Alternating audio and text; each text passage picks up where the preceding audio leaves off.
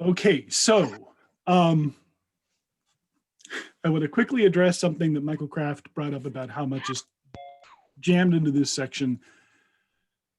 So this has nothing to, you should not use any part of this, what I'm about to tell you, in thinking about the book or using it to, but I'm just going to share some stuff with you. So when Hilary Mantel sat down to write Wolf Hall, she did not have a trilogy in mind. Oh, Jeff would like me to remind people to mute themselves when they are not talking when I get a chance. I just had a chance, so I took it. And then also I'll be watching the chat for people who want to speak. And if you also use the little hand thing, I will try to keep an eye on that too. All right. It wasn't supposed to be a trilogy. So she thought she could tell all of Cromwell's story in one book. And then she got most of the way through and realized she had only come up to the death of Thomas More and realized there was still a whole lot of book left to write. And so the publisher sort of decided what would happen is Wolf Hall would end, spoiler alert, with the death of Thomas More. Bring of the Bodies is going to end, spoiler alert, with the death of Anne Boleyn. And then The Mirror and the Light will end with the death of Walt Disney, who was a famous anti-Semite, but no, with Thomas Cromwell. So I think what happened is in trying to rearrange her notes and to sort of get the books to fall into this new plan, I wonder if some stuff got shifted or if some stuff got sort of compacted that maybe needed more space. It's just a theory. I am not telling you something that I know for sure. The second thing that I wanted to briefly talk about, and then I'm going to open it up to everyone, is Henry and religion. Someone had asked me specifically about that, and this is a good chapter, or this is a good part to talk about that in, because we see a lot of religious influences happening. We've got prophetic nun. We have the beginnings of the end of Thomas More, and we have Henry. So I've mentioned before that as a second son, Henry was raised to be in the church, and he probably would have been the next Wolsey in a sense, had he gone on with that path. So he is very religiously steeped. We can't call him a Catholic necessarily, just like Catholic is a loose term and everyone really is Catholic at this point, except we're starting to get some Protestant rumblings. But before then, there was just the church in Rome, and that really covered most of the Western Hemisphere. So we don't really want to say Catholic so much with Henry. Also, when Henry finally secedes from the church in Rome, we don't really want to call him a Protestant either, because he wouldn't like that term and he wouldn't really know what that meant. I think that Henry, he's a believer. I think he's a theist. And I do think that when Henry has, especially the way Mantel writes him, but even in what I've read about Henry as a person, he's a man of frightened belief. So, and especially because nothing seems to be going exactly right for Henry. He gets bested in a wrestling match in France. He can't father a son with a queen to save his life. Well, he will eventually, but up to this point, he can't. And he keeps, rather than accepting blame on himself, he finds it much more convenient. But I also think he believes this, that there is some sort of judgment happening from God. So the judgment that's happening from God with Catherine of Aragon is she was his brother's wife. And he feels like our marriage was never true, which is why the children never really lived, which is why I have to he never divorces her. So the divorce beheaded died, divorce beheaded survived. That's kind of wrong because Henry never divorced any of his wives. He either killed them or he had the marriage annulled or he took the initiative to die on his own. So back to the religion thing, I think he's a believer. He is someone who is terrified of God. He is someone who wants to do the right thing. And he doesn't necessarily follow any type of creed in the way that Thomas More does, or in the way that some of the Protestants that we've met in the book do, or even some of the Catholics. And part of that is just because of the way religion is structured in the Tudor era. And the king is the head of the church in England. He's the head of all of England. So I think that Henry takes that very seriously. He is named Defender of the Faith by the Pope back when they were still friendly. And Henry was very proud of that label. But I think Henry starts to have doubts when he keeps coming back and back to these religious issues that he feels were done in error. And I think even in the book, Henry at one point says, the Pope can't legitimize incest. And so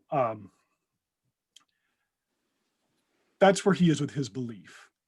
And why I think that's such an interesting question, and I thank you for asking it, and because it seems to be of a piece with part 5, which really is, we're beginning to see what Cromwell believes and what he doesn't believe, and what belief means to Cromwell. Because the sense that I get from the Cromwell in the novel is whatever keeps you alive for the next day is what you should be doing. I don't think that Cromwell necessarily sees any honor in any of the men who go to their death for their religion. He kind of finds it, at least to me in my reading, he seems to see them as silly people. He arranges for one man to literally be able to run away, and the man doesn't, and then he dies terribly. Yeah, I think that's it. Is there anything, did I miss anything? Can I add anything? Can I stop talking now? You all nodded your head way too enthusiastically. That's fine. But I would like to open it up with your thoughts on the novel's Cromwell and sort of what do we know about what he believes at this point? Allison, and then Anne.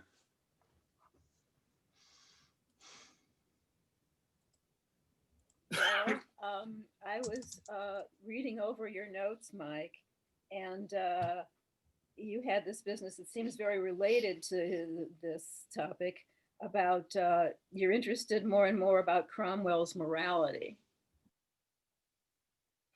Is he more? Yeah. And I'm not convinced that he's totally opportunistic, but he certainly doesn't seem to be someone who will sign on to like a body of rules, whatever that body of rules might be. We had talked in a previous meeting about other aspects of Thomas Cromwell, making him seem to some extent like a modern person.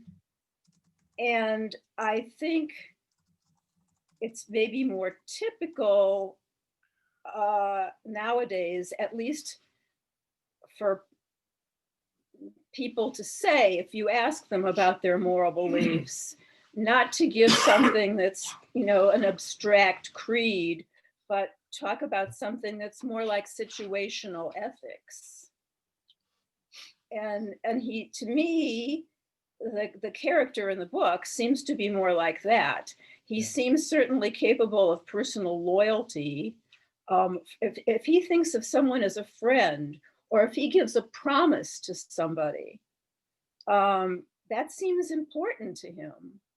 But it's more a relationship thing. If it's somebody that he feels, for whatever reason, he has a kinship, he has a relationship with, that's more how he is going to look at the morality of an interaction, rather than imposing some, strict set of rules to it. Yeah, if I could just add, I think at least what I see in Cromwell is he's someone who's familiar to us.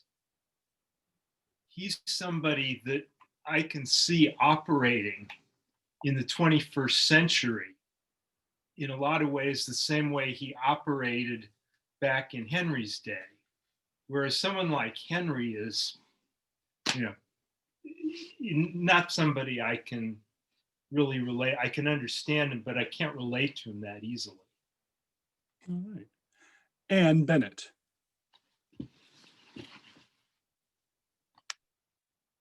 Oh, you are on mute if you are, yeah. All righty. I agree with Allison. I think Cromwell's morality is, I guess, a relative matter. And I don't mean to pun, because his morality is much clearer when it's with his relatives or children, or the oppressed. The oppressed, not in terms of Protestants, but people who had a hard scrabble upbringing and who knew poverty and cruelty.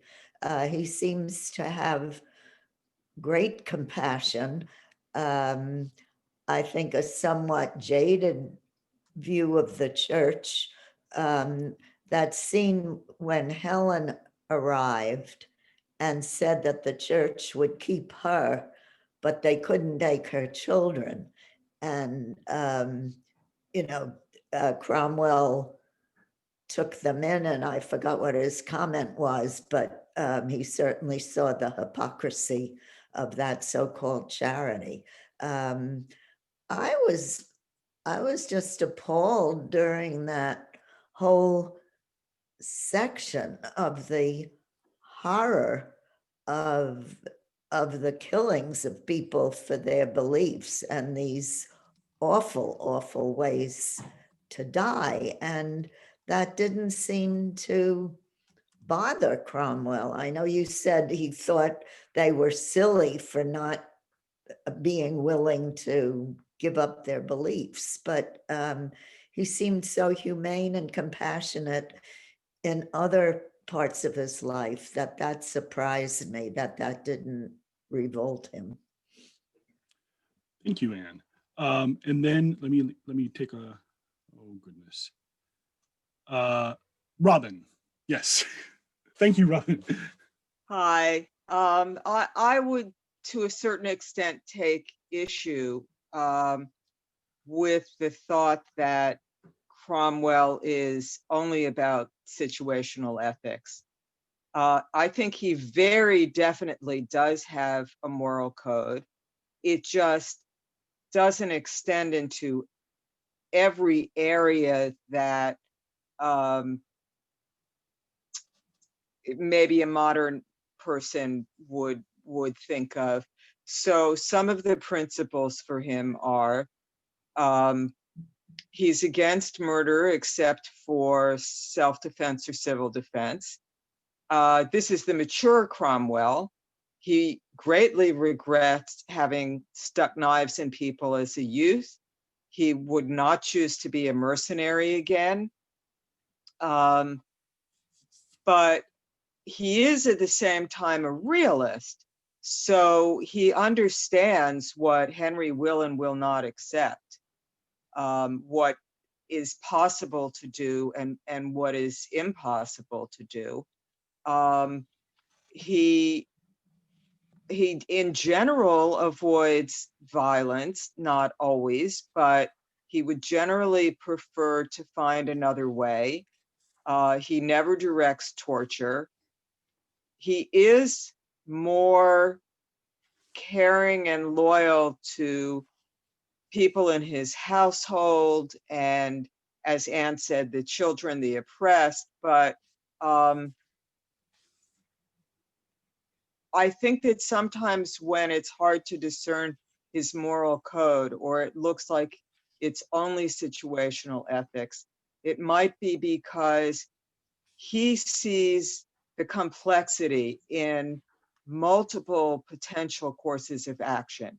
And so he's always looking at, well, if we did this other thing, what are the pros and cons? And if Henry could be influenced in this way to do something else, what are the pros and cons?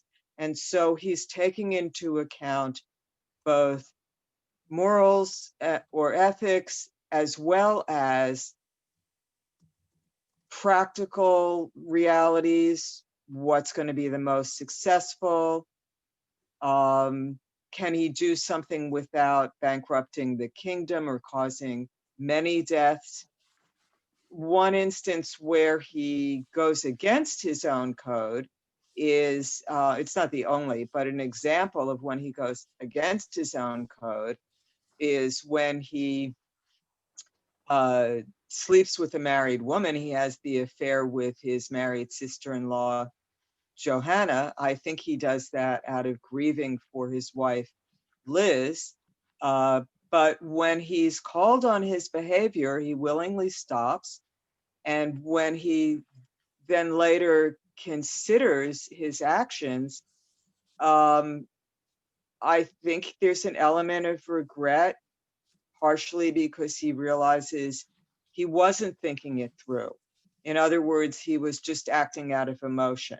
And that's not typical for Cromwell, who's almost always thinking about all the possibilities and all the various outcomes and weighing all the pros and cons, of which ethics is a part, but not the only part. I mean, he certainly does have a pragmatic streak.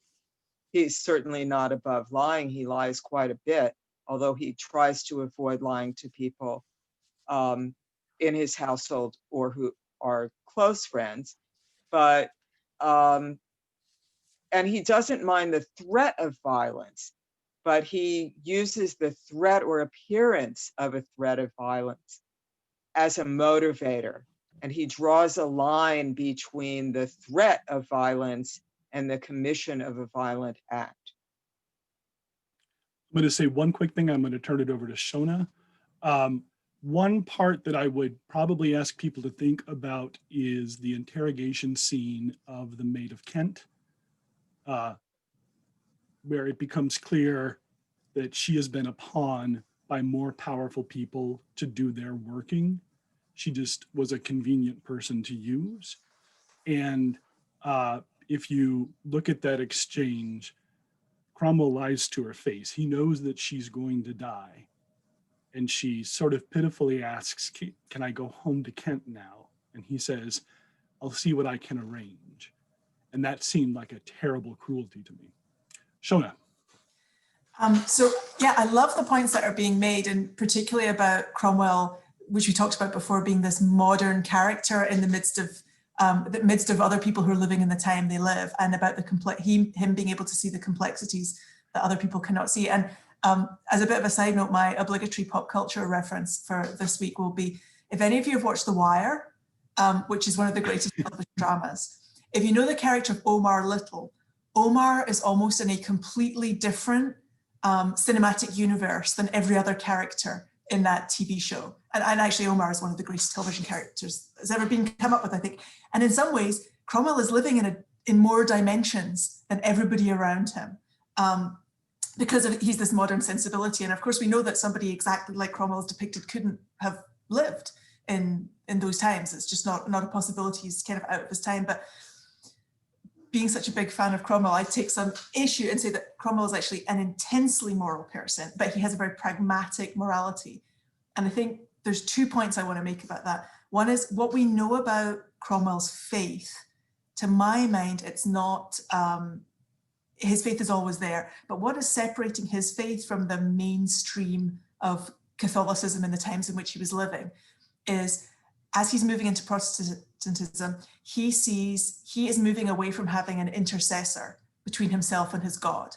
So one of the points of Catholicism was that you would need the churchman or the Pope to intercede on your behalf. You didn't get to engage with God in your own language. You didn't get to read the Holy Book in your own language. Whereas the early Protestants were very much, and still are, the Presbyterian still are, that you have an intensely personal relationship with God. And that, I think, is why Cromwell behaves so differently to the martyrs, because his relationship with God is an intensely personal one between the two of them. And so he can say something about his relationship with God to another human being, but that doesn't actually matter. So he does not have to tell his full truth to the people around him and therefore become martyred for his beliefs, because what really matters is how he's interacting with God. And so the second point I would make about his is that his morality shows up in his good works. And if you think about the way that they describe his house, Aston Friars, just the idea of, we know he's great at accumulating money and wealth, but look how he disseminates it. Look at all the widows he's supporting, and the clothes, and the scholars, and so he is practicing his morality by good works by and large. And when I think about him and how he doesn't martyr himself, I'm reminded of a quote that I've been thinking about a lot this year from the Aeneid, which is endure and save yourself for better times. And I think that's how Cromwell approaches his world: endure and save yourself for better times. Although I will say, whenever I trot out in 2020, endure and save yourself for better times, my husband says, and what did they have to endure in the Aeneid, Shona? Was it being in quarantine with Uber Eats? So perhaps we're not enduring what Aeneas and the Trojans had to endure, but that's how I kind of see Cromwell, as what counts for him is the inner relationship with his God. And it doesn't really matter how other people view it. There's a line actually in the book, Shona, that goes to the quote from the Aeneid you shared. Oh, fantastic. Cromwell says, never mind, he thinks, tomorrow is another battle. Tomorrow is another world. So yes, everything can become different. Whatever you are holding on to today may not be what you hold on to tomorrow. I think it's Cromwell's point of view. And it's and don't martyr yourself today, because tomorrow you're great work. You may be able to do the great works. Right. I think that's what makes him such an effective lawyer too, is I loved what you said about him sort of functioning almost multi-dimensionally, not to make him a sci-fi character, bleep blue, but just he's in so many spaces. He's seeing almost all the possibilities. So it will, and I wonder if Mantell is building that up on purpose in a sense to sort of play up the irony of, his eventual downfall. Michael Kraft, you were next to speak, and then Dom. I thought Marion was next. Oh, hold on. Let me look at my list. You are correct, Marion. Yes. Thank you for being honest, Michael. Thank you, Michael. So earlier in the discussion, Anne kind of talked about what I was thinking is, it seems like Cromwell is almost like two people, the person at home and the person out in the world, because he really is so kind to those in his household. When Helen comes in, this boy Christopher, that kind of reminds him of himself as a youth. Also, Anne's sister Mary, when he thinks that she might marry Richard, I think it was, and then Henry decides to keep her for himself while his wife is pregnant. I mean, he really feels for her. And yet in the world of the political world, he's so skilled, as everybody said, as to read the situations. And I just came across I had come across a quote which I starred, that he's talking to his son, and his son said, Richard says to him, "It's just that you are practiced at persuading, and sometimes it's quite difficult, sir, to distinguish between being persuaded by you from being knocked down in the street and stamped on." So I thought that, really kind of captured his personality, because he can be persuasive, but sometimes his persuasion is quite strong. So. Well, there's that remarkable scene when he is confronting Thomas More, when you talk about persuasion as a form of knocking someone down and stomping on them. Hold on.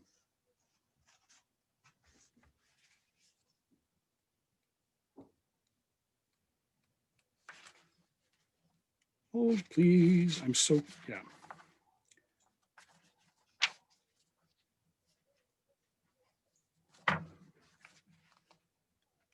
How many times have you read this, Mike?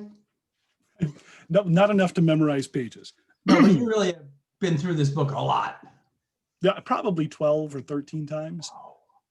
Yeah. So Moore says, unblinking, "I have no correspondence with the Princess Dowager," which is what they're calling Catherine now. "Good," he says, he being Cromwell, "because I'm watching two friars who've been carrying her letters abroad. I'm beginning to think that whole order of the Franciscans is working against the king.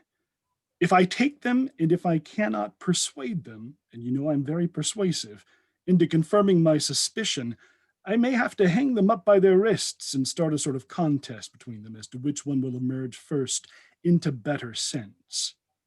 Of course, my own inclination would be to take them home, feed them, and ply them a strong drink. But then, Sir Thomas, I have always looked up to you, and you have been my master in these proceedings." So, yeah, just chilling. Okay, Dom. Nope. No, is it? No, it was. Now it's Marion, because it was Nope. just Michael. Marion spoke. Oh, please My do turn. not get old. It's okay. We'll keep you honest, Mike. Don't worry. Good luck. So Okay, first Marion. thing is, I continue to get incredibly frustrated reading the book as opposed to listening to it, because Mantell does a terrible job of the segues between one speaker and the next. I have had to reread certain paragraphs and even whole sections to say, okay, that's this one and that's this one. And whew, wow, it really makes it tough. It would have been a lot better if she used a few more. And then Cromwell said, but anyways, setting that aside, just a personal grievance. So, Mike, at the beginning, you were, I got a few things. I wrote a bunch of things down while people were speaking, because everything, it just reminded me of so much stuff. You started the conversation this evening talking about the schism between Henry and the Catholic Church, and you were pointing out that this was not truly the development of Protestantism, at least in Henry's world. So Right. He was still a Catholic. He was just not going to be a Roman Catholic. It was maybe the better way of putting it. And I thought it was interesting because there were basically three things going on as I saw them with respect to Henry. The first was, we talked about before, money, that he couldn't stand that he was paying all this money in tribute to the Catholic Church and he could keep it for himself. The second was his sort of egotistical belief that he's in charge and why should he be answering to somebody else instead of himself, because he's a sovereign. And then, of course, the third was the underlying theme of the entire book, at least thus far, which is his desire to marry Anne Boleyn and getting Catherine out of the way, and how the Catholic Church is getting in his way from doing that. So that just my side note. Now, the first thing I wrote down before I wrote that stuff down was something that is an underlying theme in this book that no one seems to have mentioned yet, which is there's just a heck of a lot of sex in this book. I mean, I cannot believe how many people are just talking about sex. They're talking about sex for young kids. They're talking about sex, extramarital affairs. They're talking about their own wives. It's just remarkable to me. And it's funny to me because we're talking about this morality thing, but on the other hand, Mantell writes this whole sort of what we might call immorality into the whole book that no one seems to be caring about.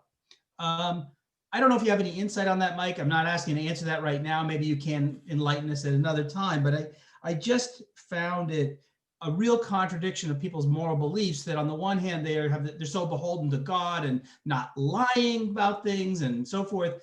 And then there's all this other stuff that's going on. So, but going back to Cromwell's personal morality, this is where I think it really catches up with him.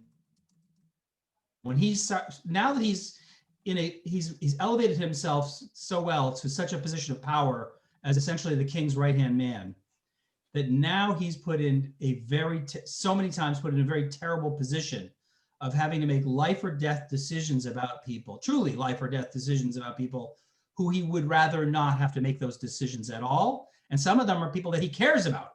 So it becomes a big problem for him as he's talking through some of that stuff. One final thing that I had is this conversation we've been having about whether or not Cromwell's truthful, whether he lies. I find it interesting in those instances where he doesn't, I don't see him, maybe I'm missing it. I don't see him ever coming out and outright, telling a lie, like, the election didn't happen and I won. You're setting the bar too high. Sorry. He's very careful. It's funny because I think of this as a very Trumpian thing anyway. He's very careful to say something in a way that either evades the question or answers in a way that it's ambiguous what his true answer is. So you can never really point to him and say, that's not right. He's sort of, hey, you didn't hear that from me. That's all I got. Yeah. The sex thing I do want to, so all of us, like the entire species of humanity, we have two ways of being moral. Sorry, we have three ways of being moral. Some of us just aren't. It's not an interest to us. Some of us are performatively moral, and some of us have some actual morality. And I think it's a sliding scale all the time. Like no one is one thing all the time. Sometimes we perform morality for others. Sometimes we are actually moral and we do the right thing for the right reason. And sometimes we're amoral because no one's watching us. And so I think your point about how nobody is, the sense that I get is everybody in the novel is talking about sex as much as anybody today is talking about sex. It's what we're preoccupied with. Who was the point? Gary Hart? Was it Gary Hart who got dumped because a woman sat on his lap on a boat? Like, remember those tender days when it was just that, or you could get thrown out if you were just a little too enthusiastic. Howard Dean, RIP. So yeah, I think everybody is obsessed with it, and it's something a certain percentage of us want to do. I want to be very respectful of my aces and my aros, asexuals and aromantics, because they're there and they don't have that. But almost a lot of us have some kind of sexual drive, and it certainly does. It's a something that motivates Henry very much. One of the reasons why Mary Boleyn can't marry into the Cromwell family is because she needs to be kept on spare for the times when Anne is pregnant. And that is its own horrible disgustingness. So yeah, I think it's talked about more than you maybe give it credit for. Does that make sense? Sure, it makes sense. I just found it's interesting that Mantell puts so much effort into describing and discussing that aspect of, I don't know if it was truly what was going on in the time and whether there's any kind of chronicling of this sort of stuff, or whether it's just her writing into it what she thinks ought to be there.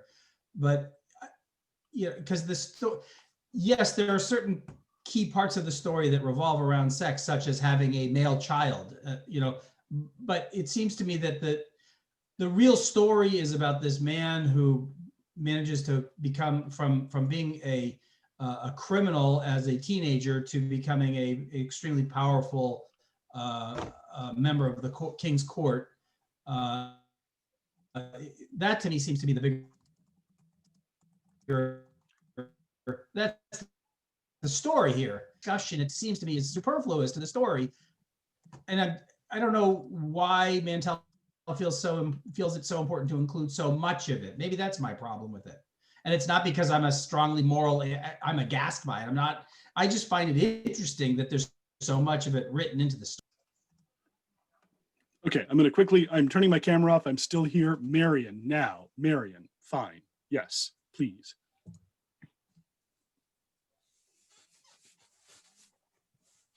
I'm going to take over and say it's not Marion. It's whose turn is it right now? I don't know. Scrolling far up. Dom, Yeah. I think. Well, no, I think it's Dom, Marion. Phyllis, Cheryl. Yes. Then Dom. Right, because Marion did speak. Yes. So it is. Okay. Is it me? It is you, Dom. Finally, at long last. Thank you, Jeff. Okay. Hopefully, briefly. I guess what motivated me to raise my hand earlier was the discussions. Was the fact that the discussion had to do turned around issues of the character's morality and the character's ethical core, and that's real. First of all, those are really difficult things to talk about at any time, and we're talking about this in the 21st century, looking back at a 16th century scenario, making it more difficult. I find that I just find it hard to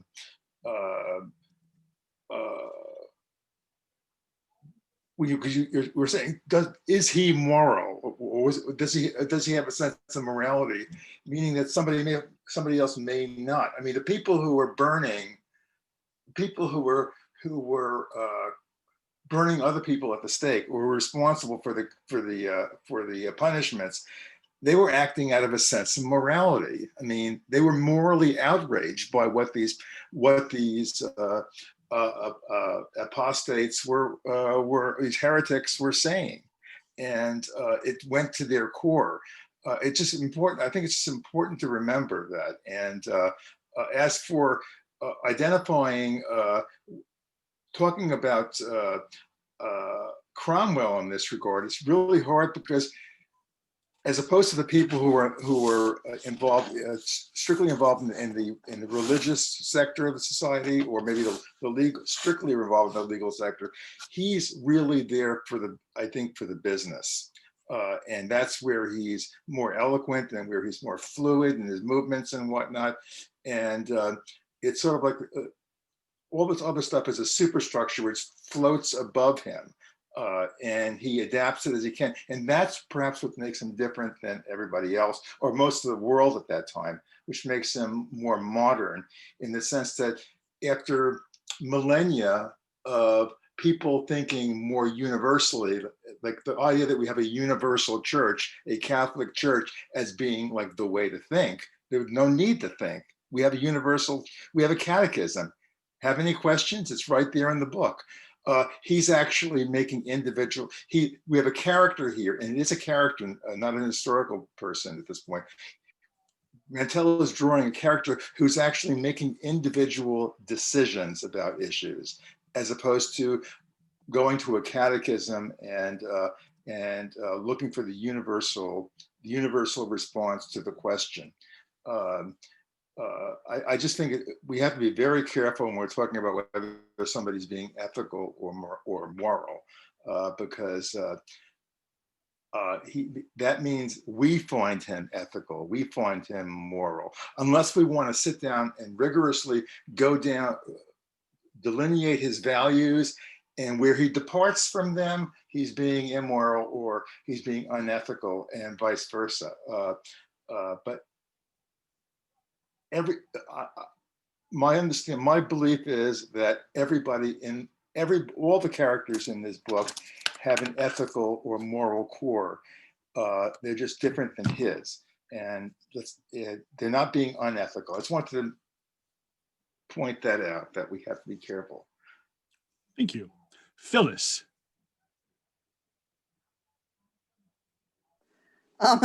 It's been such a while that I wanted I'm sorry. to say that I like, that's okay. People made my points very more cogently probably than I was going to.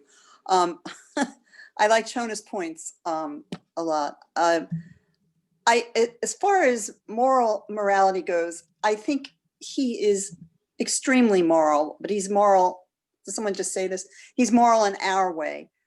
How anyone can see Thomas More, the quintessential torturer, torturing people because they wanted to write books in the language of the people, and feeling justified in wiping people out for that in the most horrific ways, and then feeling righteous about it. Clearly, a renovation of the religion is ready.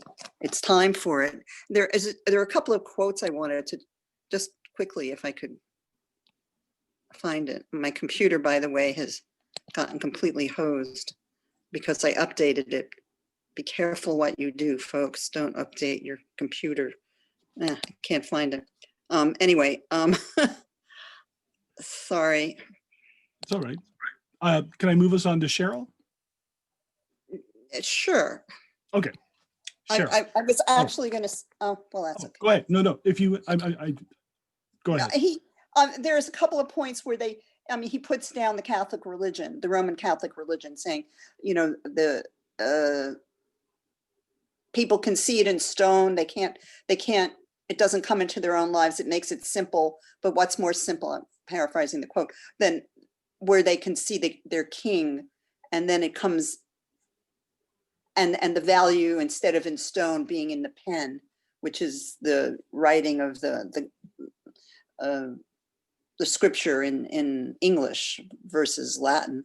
So it seems like he's very much in tune with Protestantism as it's manifesting in Europe at that time. And he is extremely moral. I don't think he does, he's Christ-like almost in his compassion for people and his generosity for people. He's always giving money to beggars. He's taking people in. He's looking out for people, which it seems like a lot of other people are not doing. Anyway, and All right. I wanted to say, as far as all the sex goes, I think, sure, there are those relationships. That's what, there's all that stuff. I mean, he's the king. He's got, Fitzroy and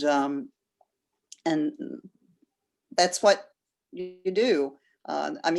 Anyone see Downton Abbey? People kind of go in and out of, it's not old, new, and it's not old. It seems like the book is so rich because not only is there that aspect of it, the sex of it, but, there's Cromwell is,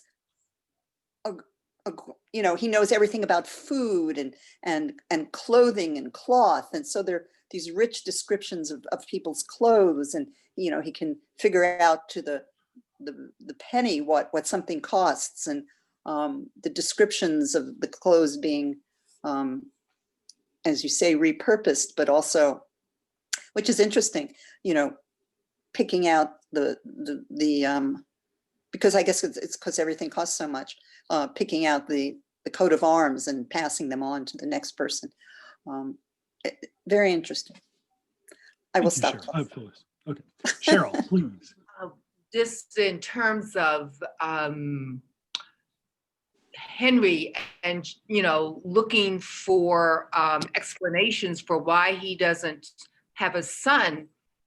And I just find it interesting. He never looks within himself in terms of, well, could his infidelity have anything to do with his, we're looking for explanations. What about the fact that how many women has he slept with? And I'm sure that's against the Catholic religion for him to do these things. But he doesn't seem to examine his own behavior as a cause for, why he's not getting what he wants. I think one of the things that I'm struggling with in this discussion is, how do you distinguish faith and ethics and morality? Because if you're a politician, I think it's going to be pretty impossible for you to adhere to your faith in that kind of setting, because the nature of the beast is that you're going to be lying, manipulating, and compromising for the most part. That just pretty much seems to happen in most situations where we've got power operating. And, like others, I do find that Cromwell is, quite moral in his, and sort of a humanist and humanitarian in taking in all of these people. It just, I can't even imagine the household and how this all operates, that he takes in all of these people. It just seems like a very interesting kind of concept.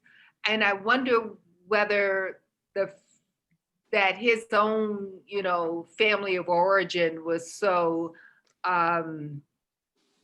scattered that he was building up a second family for himself, not only his family of origin, but also, with his wife and all dying, and the children, his daughters, that he wanted to build a second family for himself. And so that was something that I found quite admirable. But yes, I think that's it. So a quick thing, when you were talking about the infidelity and why wouldn't Henry also sort of see that as a sin? And so Michael Kraft and I work on the debt collection side of the industry. I work primarily in compliance, making sure that agencies stay on the right side. Michael Kraft is an attorney in that realm as well. One of the things that I find fascinating, and Michael, you can hear this, I don't mind, is debt collectors will often talk about the moral responsibility of the consumer to repay the debt.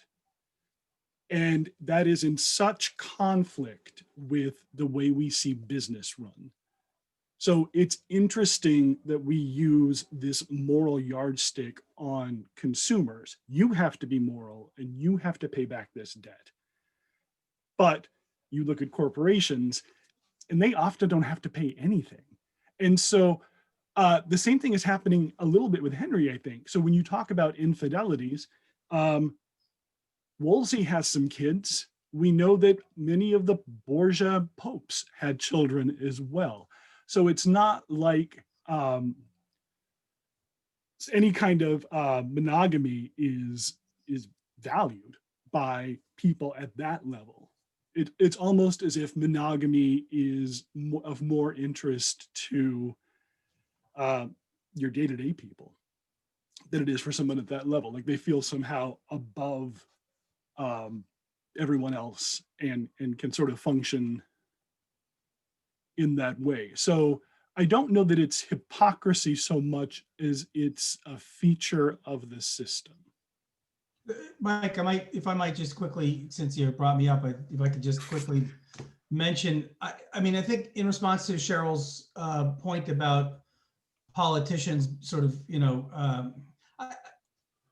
I have higher hopes for politicians than I think many people do. And by that, I mean, I think first and foremost, as a politician, you're stuck in a terrible dilemma, which is you have different constituents and you are trying to balance the needs of all of your constituents to keep as many of them happy as you possibly can. I think as a consequence of that effort, you find yourself perhaps morally compromised from time to time by having to make some decisions you prefer not to make, or maybe you don't care that you're making them. And then what I think happens is over time, as you become a career politician, it becomes harder and harder to look back to what you wished you had been at the very beginning. Yeah, it's all the king's men. Jeffrey. Okay, I wanted to make 3 points, and I'll try and be as quick as possible. So I agree with what Shona and Robin said about Cromwell's faith. I think a lot of his faith, we don't see the interiority we would expect from a person who's very faith forward, but I think the only way we see it is how he has constructed and populated Austin Friars as this sort of utopia of cast off people. All right, point the second. We see a very rare instance of Cromwell's self-doubt when he's examining the prayer book of his wife, and he sees that she's recorded, the children's birthdays, and also Cromwell's name and her previous husband, and she has not crossed out the previous husband. And Cromwell asks himself, "Am I over Liz?" And I think the very fact that he feels the need to cross out the other man's name in her book means that, of course, he's not. He holds on to every single person, every single grief, every single wrong that's ever been done to him forever. And I think that's sort of a constant. Oh, and also that relates to the very close of that section where Cromwell says, like, "Oh, someone said I look like a murderer." And Gregory says, "Didn't you know?" It's one of my favorite lines in the whole book.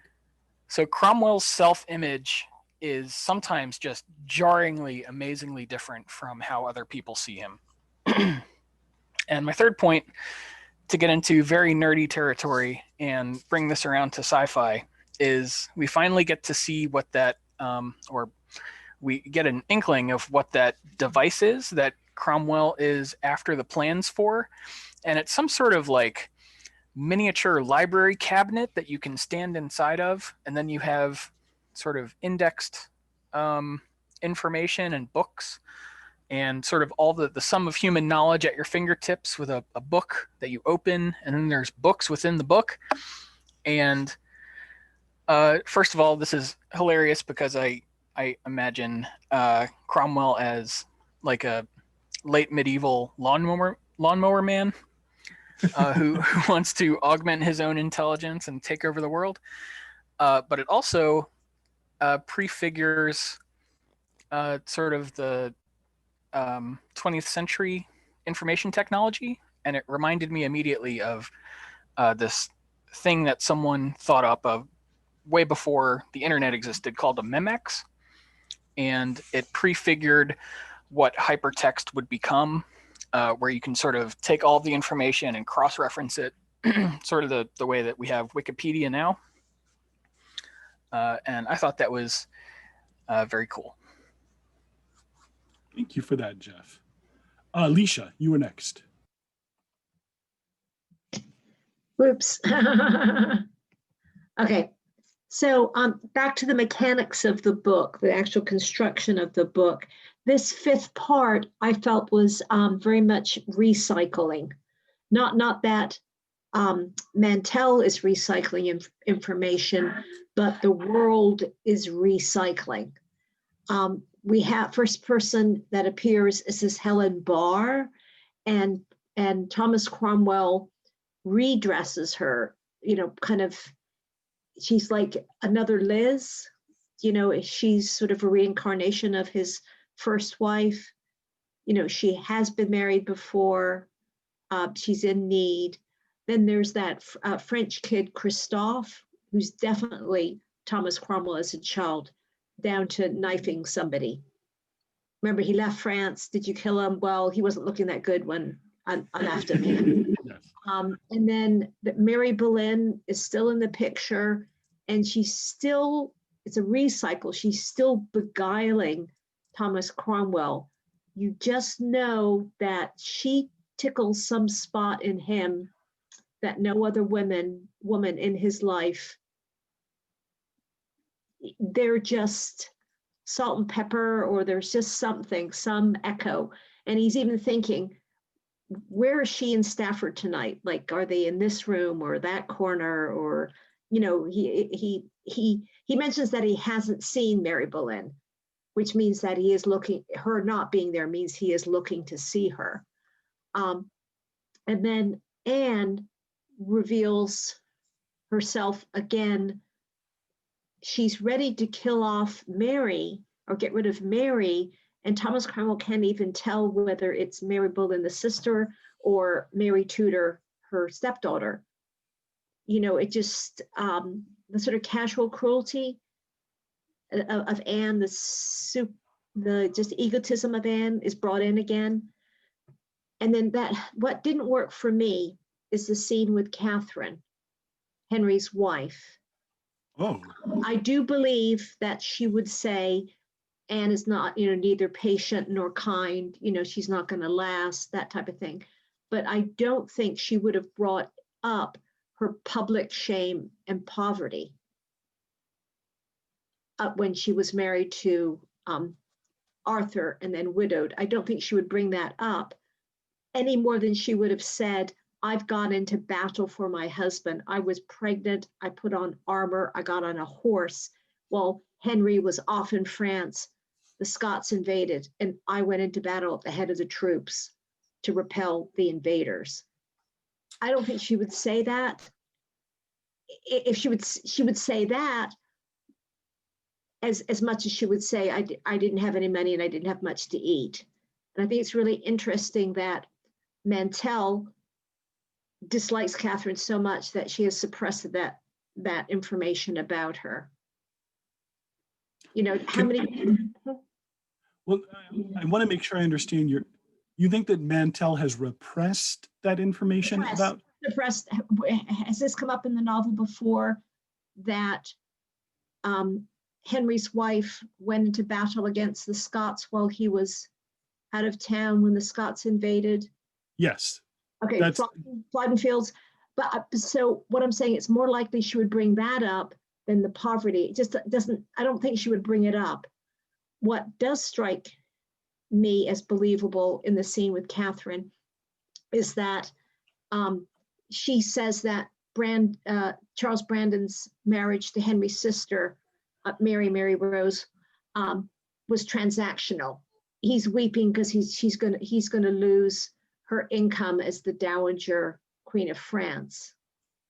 She sees marriages completely, well, not completely, she just doesn't buy the great romance story, which I think is really interesting. I think the reason I want to try to I want to try to explain, I think, I have two more why. things, then I'll shut up. Okay, let me do this though, because you just brought it up. So I think Catherine brings up her poverty, which is true. Henry VII was really terrible. Like he wouldn't let her go home. He wouldn't let her use any of her money, and she did live in poverty. And the point where she brings that up in the novel, I think she's explaining to Cromwell, I'm not going anywhere. I've been through worse than this. And there's this very interesting speech that she gives him, and she says, Henry needs forgiveness. And I believe, and this is I think this is Catherine's miscalculation of Henry, because I also think that Henry needs to be forgiven. And Catherine seems to think he's going to get forgiven by doing the right thing, and Henry's going to be forgiven by distracting himself with every wrong thing possible. Go on with the other 2 points. Okay, well, Alicia. just that the Plantagenets come in and Cromwell puts them in their place. The De La Poles are still out, and they're going to stay out, and that's another reinforcing of the Anne as queen, that the Plantagenets are on the back burner.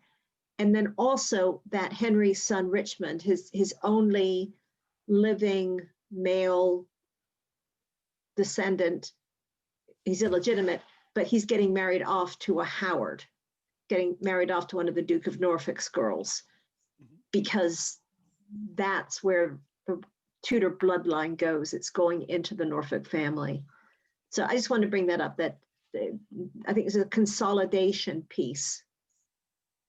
Very for the interesting. novel. So I think it's Dom next, and then Marion.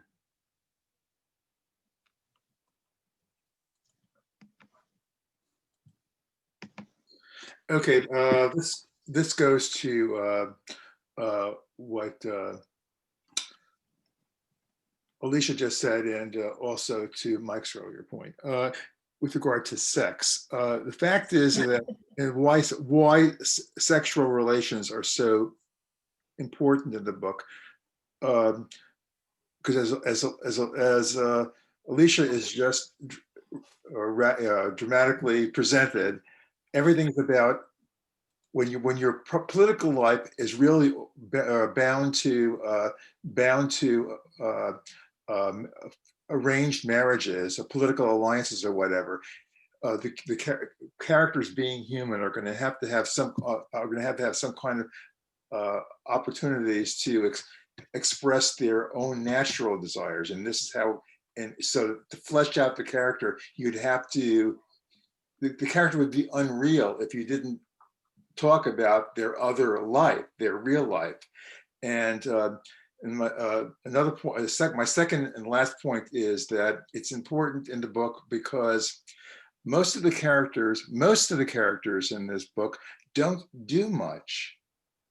I mean, day to day. I mean, they're going hunting, they're jousting.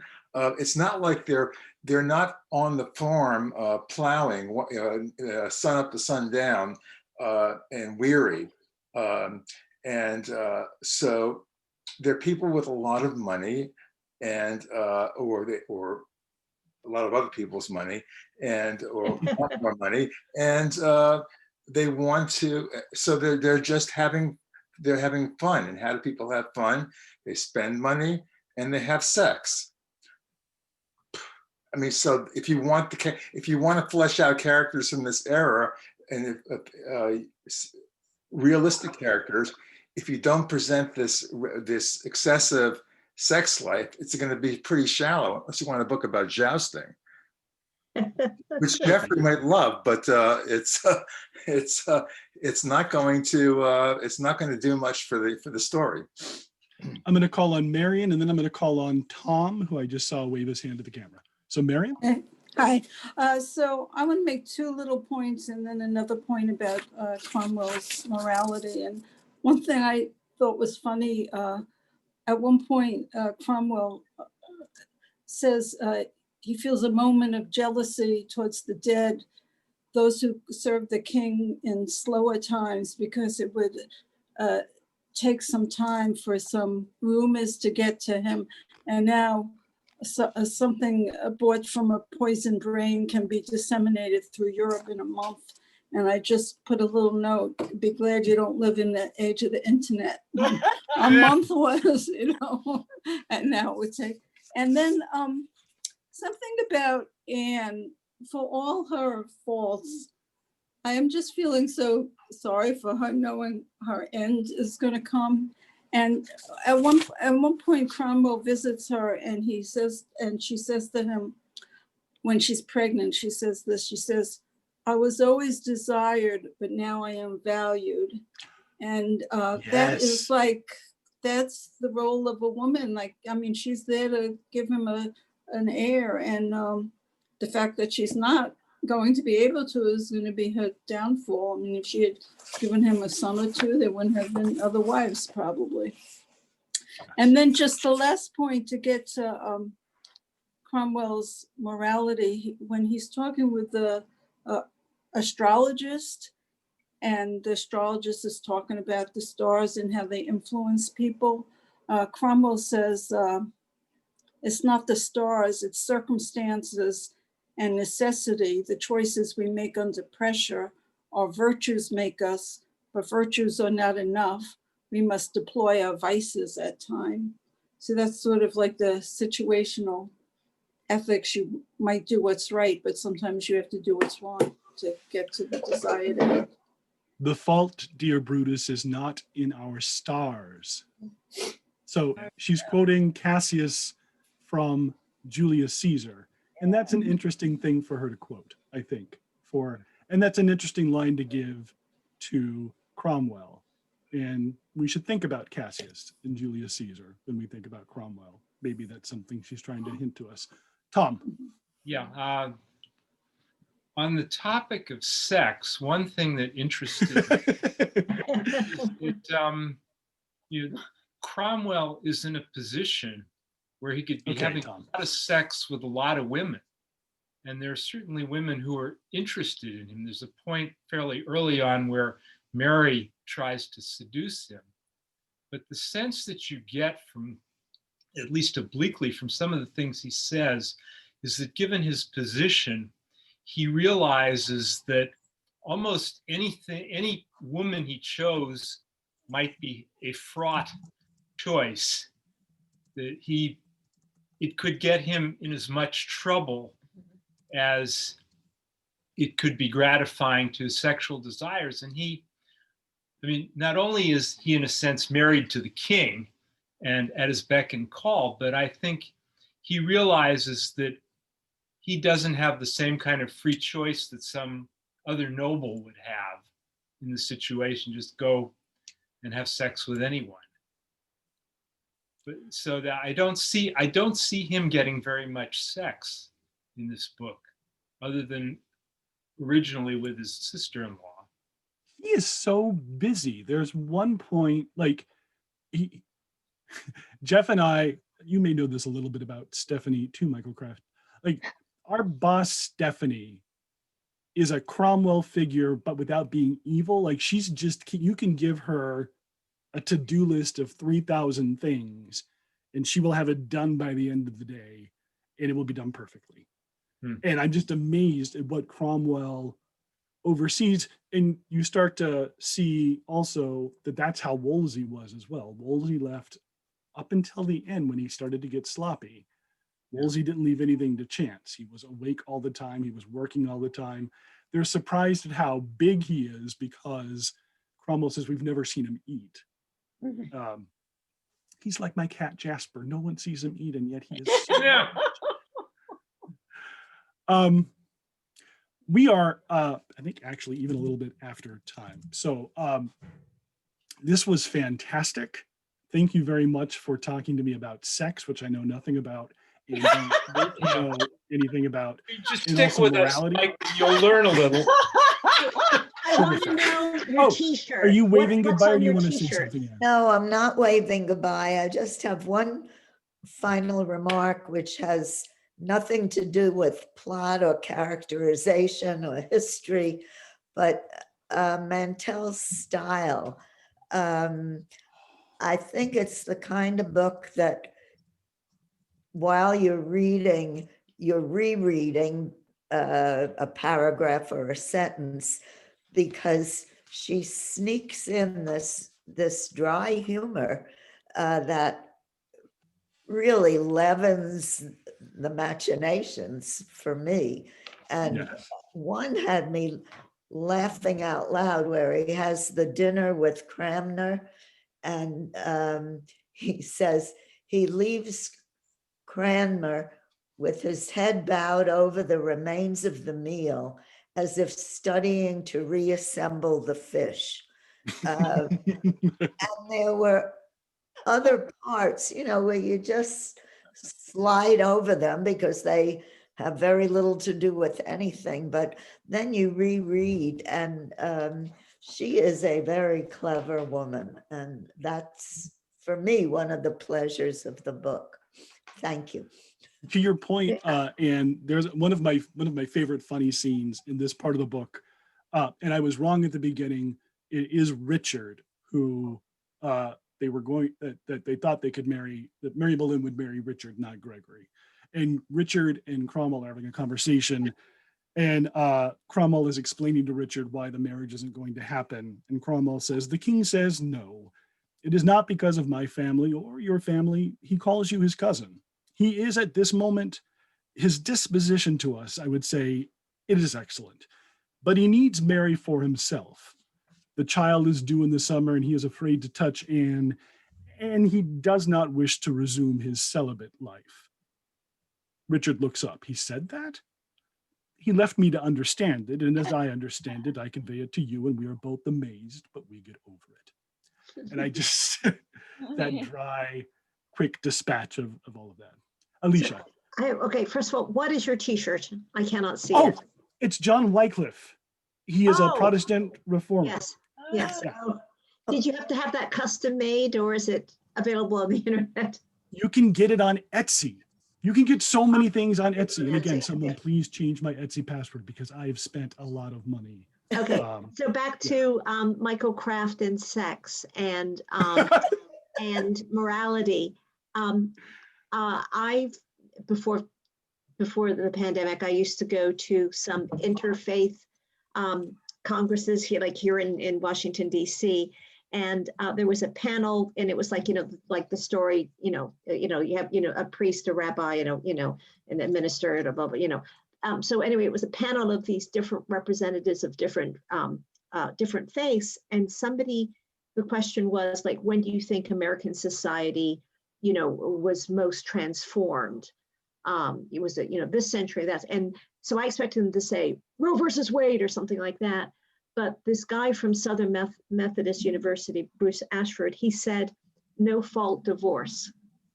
When Ronald Reagan was governor of California, that was the first state to have no fault divorce.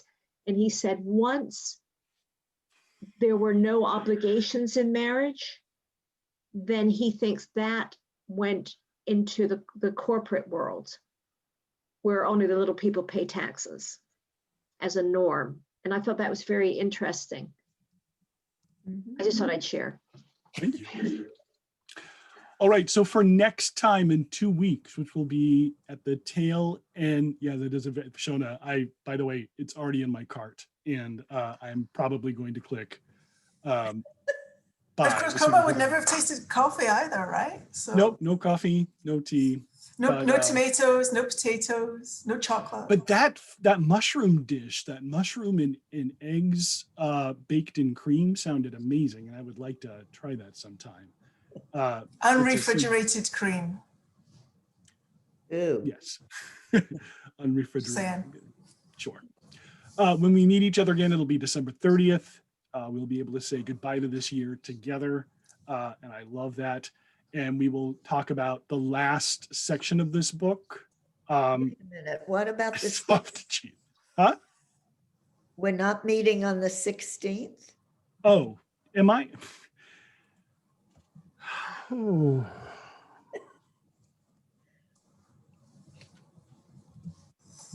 Wasn't the plan to No, we're doing the 16th. finish No, the you're book right. on the 16th, but then meet up later just to talk about everything?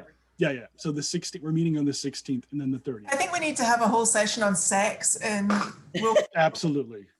Can I also just tell you this morning, I went downstairs to make some breakfast and got some eggs out of the refrigerator, and then thought I need to take a shower and carried the eggs with me up into the shower, literally into the shower and then I thought, well, what am I doing? So it's just like, that's my day today, which is why I'm getting so much wrong.